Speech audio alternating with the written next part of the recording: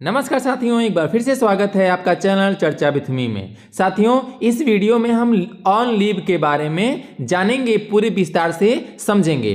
तो जब साथियों आप एम स्थापना पोर्टल या मानव संपदा खोलेंगे तो आपके सामने लीव मैनेजमेंट, सैलरी स्लिप और सर्विस बुक होगा। इसमें लीव मैनेजमेंट पे जब आप क्लिक करेंगे तो आपके सामने देखिए ये कुछ बिंदु खुल के आएंगे और इसमें आप व्यू लीव रिक्वेस्ट यानी चौथे नंबर का जो बिंदु है, जब आप उसको क्लिक करेंगे तो विभाग के द्वारा आपको जो प्रदत्त छुट्टियां हैं, अवकाश हैं, उसका विवरण दिया होगा।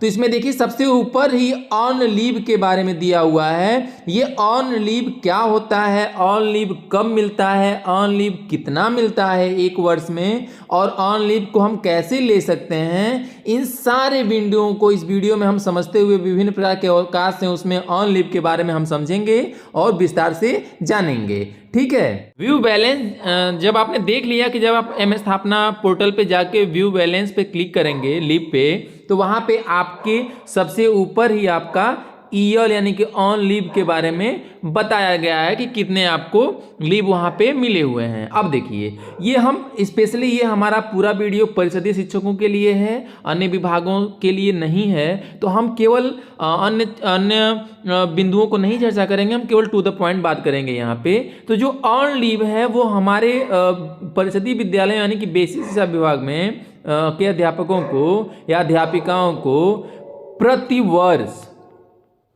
प्रतिवर्ष एक ऑन लीव स्वीकृत होता है।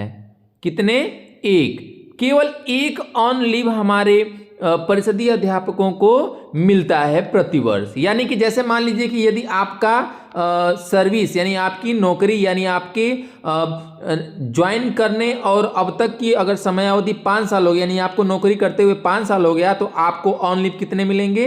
5 मिलेगा। ठीक है, यदि जिनको 10 साल हो गया उनको कितना मिलेगा? 10 मिलेगा। जिनको 15 साल 15, जिनको 1 साल उनको 1 मिलेगा। ठीक है, ये ऑन लीव की संख्या ऐसे ऑन लीव ऐसे हमको मिलता है। अब अगर अन्य बिंदु पे हम चर्चा करें कि ऑन लीव को हम कैसे ले सकते हैं या कैसे प्राप्त करें की बात है, तो जैसे होता क्या है, ये ऑन लीव की बारी तब आती है जब मान लीजिए हमको जो 14 सीएल मिलते हैं और अगर हमने 14 सीएल हमको आवश्यकता अनुसार मैंने अगर खर्च कर दिया और हमारे पास सीएल की संख्या हो गई 0, तो अब हमारे पास या तो मेडिकल लीव लेने का, अगर पुरुष है तो मेडिकल लीव लेने का ही केवल विकल्प और ऑप्शन बचता है और हम उसको क्या करते हैं, मेडिकल लीव को ही लेना शुरू कर देते हैं। जो हमारे पूरे सेवा अवधि के दौरान यानी कि ज्वाइनिंग से रिटायरमेंट तक के 365 दिन की जो मेडिकल लीव मिली होती है, उसी को हम क्या कर देते हैं, अपने आवश्यकता अनुसार खर्च करना शुरू कर देते हैं। लेकिन ऑन लीव यदि आपका बचा हुआ है तो आप अपने मेडिकल को बचा सकते हैं, ऑन लीव से ही काम चला सकते हैं। ठीक है, अब ऑन लीव के बारे में अगर पूरी प्रक्रिया को हम समझें तो ये सीएल से थोड़ा सा अलग है इसकी प्रक्रिया। ध्यान देंगे, सीएल से अलग है। यहाँ पे अगर आप कुछ साथी हमारे वीडियो देख रहे होंगे तो वो हमारे अगर यहाँ तक आए हैं तो निसंदेह उनके दिमाग में ये प्रश्न आएगा कि हम इसको प्राप्त कैसे करते हैं, इसको लेते कैसे, अगर उन्होंने नहीं लिया है तो उनको सलाह देने वाले बहुत से मिलेंगे। हम दोनों बिंदुओं पे बात करेंगे, पहला और दूसरा जो इसका ये है। पहली प्रक्रिया ये है कि कुछ साथी हमारे जो है वो क्या करते हैं, इसको सीएल की तरह ही जब अपना लीव लेने जाते हैं, आप लीव अप्लाई फॉर लीव करते हैं तो वहाँ पे सीएल की जगह पे ईएल कर देते हैं। रिपोर्टिंग ऑफिसर अगर हेडमास्टर हैं तो बीईओ कर देते हैं, अगर सहायक हैं तो वो हेडमास्टर को कर देते हैं और अप्लाई कर देते हैं और उनको क्या हो जाता है, स्वीकृत हो जाता है, उनको रेफरेंस नंबर मिल जाता है, उनका काम चल जाता है। ठीक है, अगर हेडमास्टर हैं तो वो बीईओ को अपना फॉरवर्ड करते हुए, बीईओ को अपना रिपोर्टिंग अफसर बनाते हुए अपना ईएल ले लेते हैं। ये तो सीधे सीधे हो गया, जो कुछ ही ब्लॉकों में ऐसा होता है।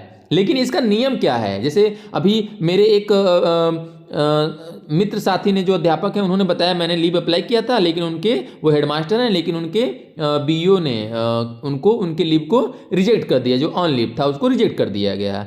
तो जब इसकी अगर हम नियम की बात करें तो होता क्या है कि जो ऑन लीव को स्वीकृत करने का जो अधिकार प्राप्त है वह नियोक्ता को है। ऑन लीव को जो स्वीकृत करने का यानी कि अप्रूव करने का जो अधिकार है वह आपके नियोक्ता को है और आपका नियोक्ता होता है बीएससी।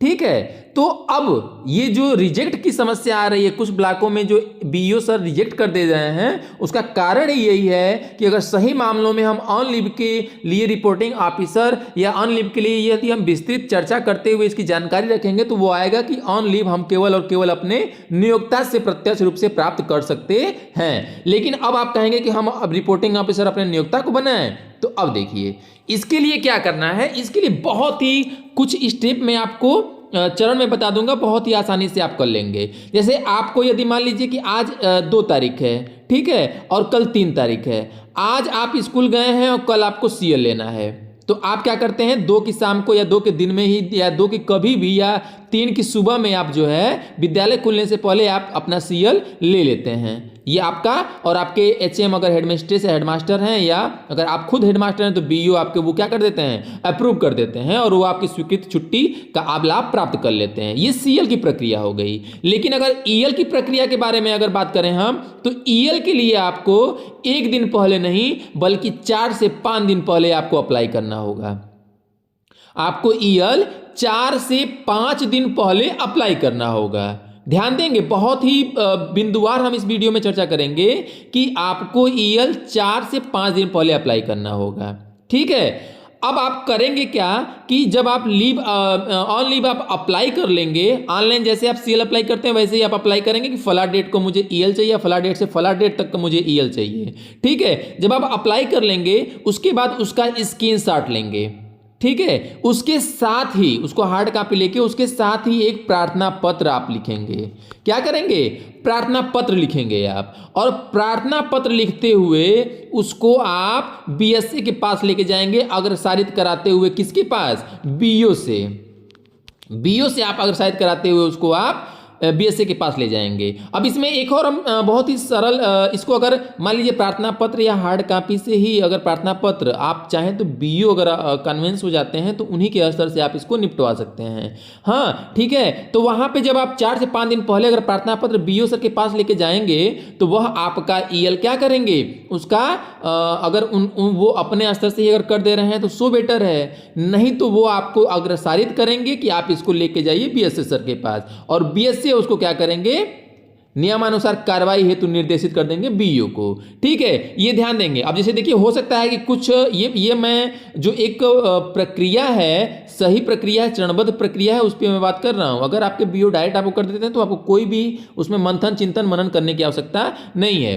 अब आप कहेंगे कि 1 छुट्टी लेनी है या 2 छुट्टी या 3 छुट्टी लेनी है, उसके लिए मैं इतना मंथन करूं, तो उसके लिए आप क्या करिए, एक प्रार्थना पत्र लिखिए आप अपने बीएसए को, ठीक।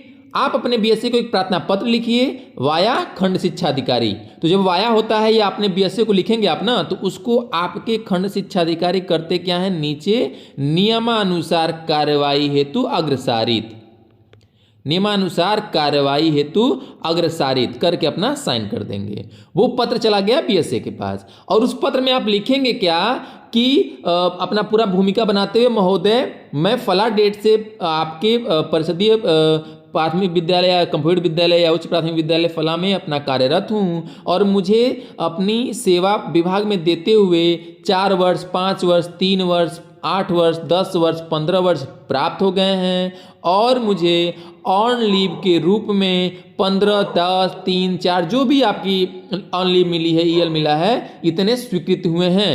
अब इसे मुझे अपना ऑन लीव को क्या करने के लिए, ऑन लीव को लीव लेने के लिए, अवकाश लेने के लिए स्वीकृति प्रदान करने की कृपा करें। तो आपके वो 14 अवकाश की एक साथ वो क्या कर देंगे, अनुमति दे देंगे। जब 14 अवकाश, 15 अवकाश, 10 अवकाश की एक साथ जब अनुमति मिल जाएगी, पत्र मिल जाएगा, तो उसी पत्र के हिसाब से आपको अब बीएसए के पास जाने की जरूरत नहीं है। आप अपने बीईओ से ही उसी पत्र के आधार पे जो अटैच करा जाता है उसी पत्र को लगा देंगे, और वो पत्र क्या हो जाएगा, आपका बीईओ उसी पत्र के आधार पे नियोक्ता ने आपको अनुमति दे दी है, और आप क्या कर लेंगे, अपने ईएल को खर्च कर सकते हैं, अपने ईएल का लाभ ले सकते हैं। ठीक है, ये ईएल की समुचित सही तरीका है लेने का। लेकिन मैं बार बार कह रहा हूं कि यदि आपके खंड शिक्षा अधिकारी, यदि आप सहायक और आपके हेडमास्टर बिना किसी प्रक्रिया के या बिना इन बिंदुओं को देखते ही वो स्वयं ही अप्रूव कर दे रहे हैं, तो आपको इन प्रक्रियाओं को चलने की कोई आवश्यकता नहीं है।